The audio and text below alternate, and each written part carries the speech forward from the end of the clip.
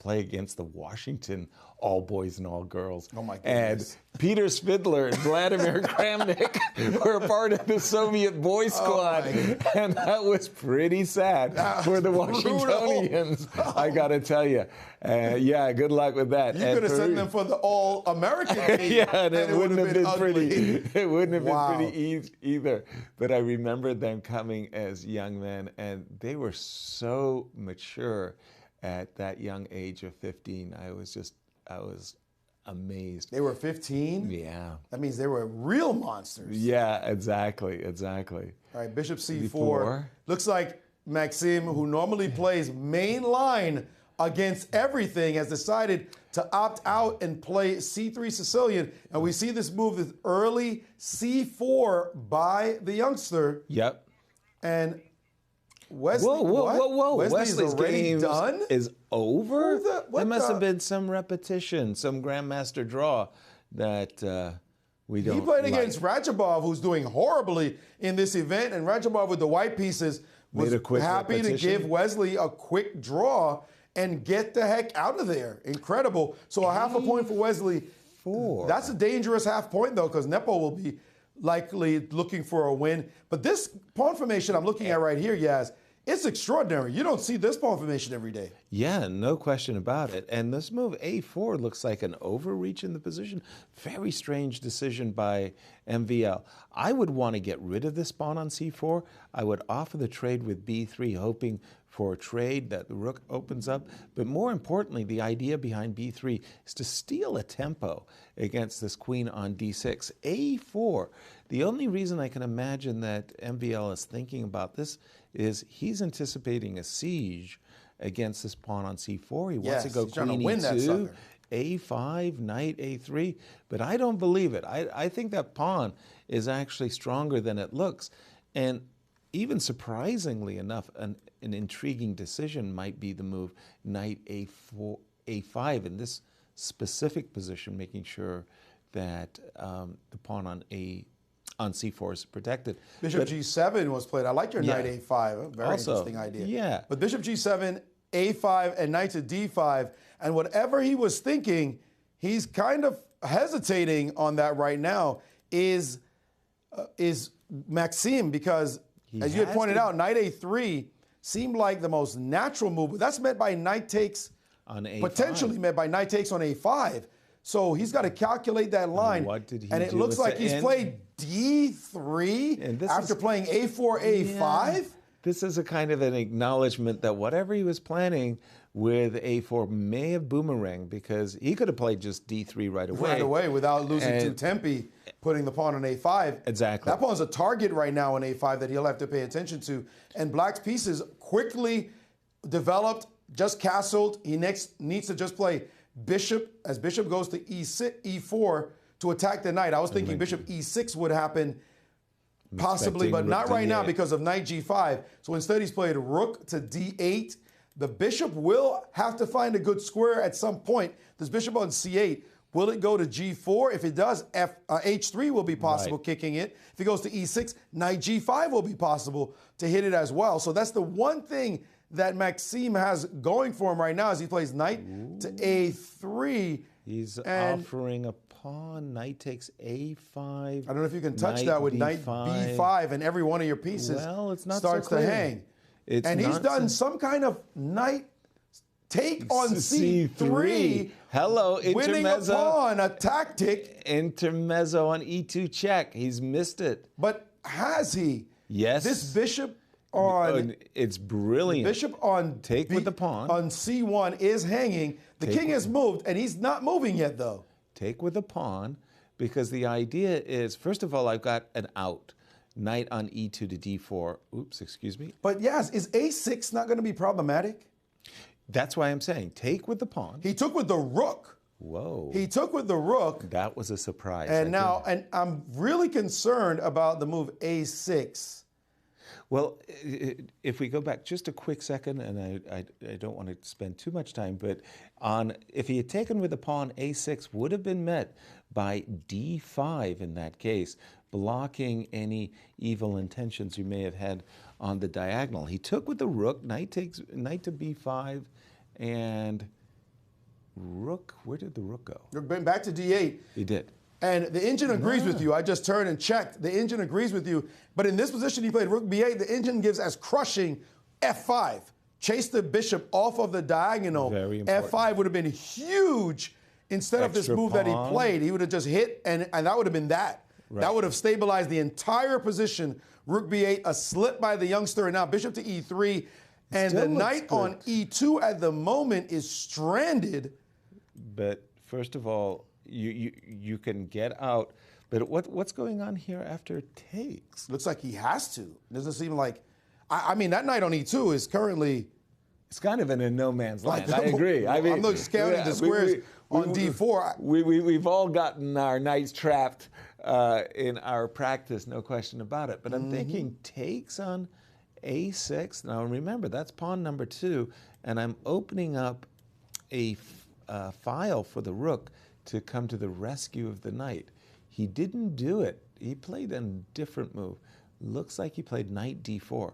Can't blame the youngster for wanting to bring his knight back to civilization with the move knight d4. The problem is the knight is potentially pinned on this file. What if a capture by knight b takes d4, maybe knight f takes d4, but then you'll have e5 on the back end. So there is an a7 pawn hanging. I understand what you mean. This pin on the d file will force. Ooh, but now we're cooking with gas. Look at that move, Yes, Maurice. there's Bishop problems f4. There are big problems for the youngster know here. if knight takes bishop f4 immediately. Was played. Let me just But doesn't that allow refresh knight f3 and e5? Oh no, the rook, the king is not in check. The king is on h1. So now, just giving the pawn back is Firouzja because his pieces are in trouble. Back. He's giving up a second pawn now. Suddenly, bishop takes b7. That's a massive what?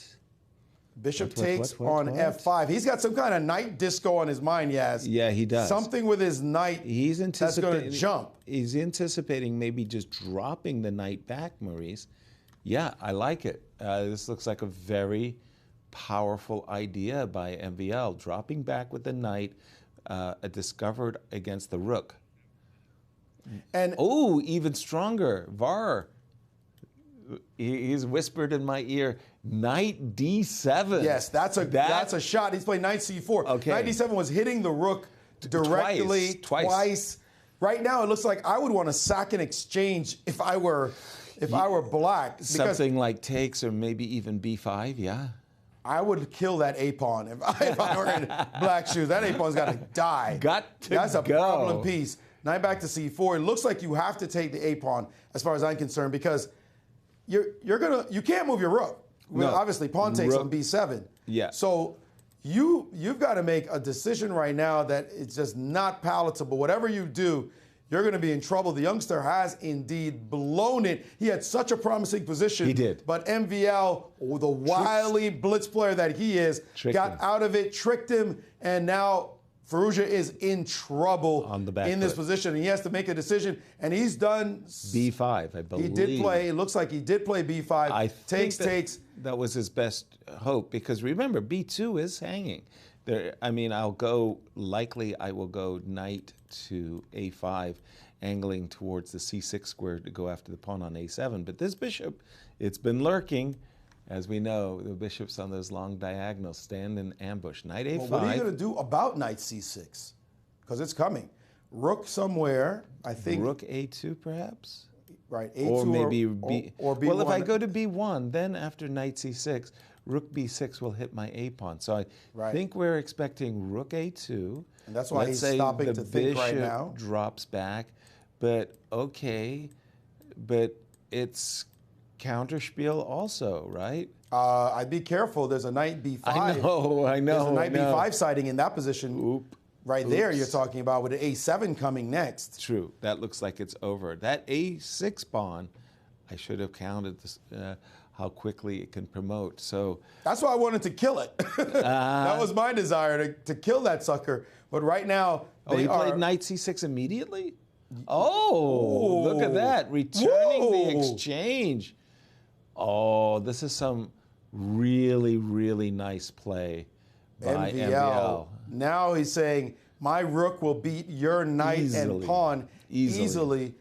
He's going to chase the knight off the square, and the knight has no way of maintaining itself. Knight e4 is met by f3, gaining a tempo, maybe even just... Well, this is very, very nice way of just collecting the pawn on b5. If you go, for example, knight c4, rook immediately attacks the pawn, rook d5.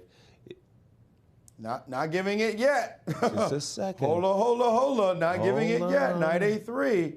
He's looking to play king f6 and king e6 and try to help out his pawn, and there he goes. And that's that, and now he can bring his knight back to c4. And it's not so easy to steal the pawn. I think it's still winning, but is the king is cut off for the moment, by the way. So first h5 to not worry about this guy attacking. Knight d6 will be forced, and here comes the white king. That was a surprise move for me, rook b8, because I like the rook along the d file. And c5. Black has found a very interesting setup to create counterplay. It's not easy beating this kid. No, it's not. And this knight on d6 is doing a great job at covering f7. Why did he play king b4 in that position? I think he was afraid of king d4, king d5. King d4 and up. Agreed. Now the rook moving over, and he's just saying, I can sit here. I can sit here. How do you beat me? Good question. I think white needs to play king to c3 to king to b4. Okay, actually, he's just provoked the knight to move. So rook to e7, that knight is coming back to protect the f7 pawn. After knight back to d6, then I think it's time. Whoa, tricky kid. Don't touch my pawn because I got a fork. And that would have been the fork right there. And there's another fork. King d4, knight c6 check is another fork because of where your king sits. Exactly. So he has to be careful. He could play b4 check, but I don't think he wants to. b4 check, king b3. You don't take the pawn, of course. Rook to b7. That's going to win the pawn now for sure. And now his knight headed to the g-pawn, looking for as much counterplay as he can. No, rook to... And now g3, knight f1 is met by rook b2. So he has to wreck those pawns quickly on that side to try to get counterplay against them. Knight back to f5, H4. And now h5 played. Yeah. It's not going to be enough. This setup... rook. But he can't play king e4, by the way, because of rook knight d6 check. Watch out for the knight. The knight is so tricky. Now the king is finally, you feel like e4, and he's going to keep making moves. MVL is finally getting his But doesn't this resemble the ending that MVL had to defend against Fabi? Yep, it sure does. In the candidates? Yeah, it sure looks very close to that ending. You want to drive the knight away, but the knight can guard f5 and make it difficult for your king to come in. We're seeing this ending, very close ending again. We need our good buddy Alejandro Ramirez to tell us about this ending. It's the exact same knight and pawn setup, though. The knight on g7 and the pawn on f6, and it's hard for the king to make its way in, except he has calculated this ending is king and pawn as winning for him. What if you play choice. h4, king g4, that should be easy. That's got to be easy. Easy milking right now. King G3. Back to g3, you would suspect. Maybe king h5 actually is, well, okay, this has got to be the easiest. Yes, this is a winning position. No doubt about it. Nice decision by him to take on g7 right at that moment to create the win. He was winning anyway, but this one, a technical task, but should be no problem. But he's kind of making it a little bit of an issue. H5, and now king f5, f4. And f4 freezing his pieces, and you saw him move that king there, realizing that he is done. Of disgust. f5, and here comes the king. Your king will have to deal with the h-pawn while showing he goes up. Why he's considered one of the best blitz players in the world as he takes down Ali Reza. Nice game. So a rise of MVL knocking Ali Reza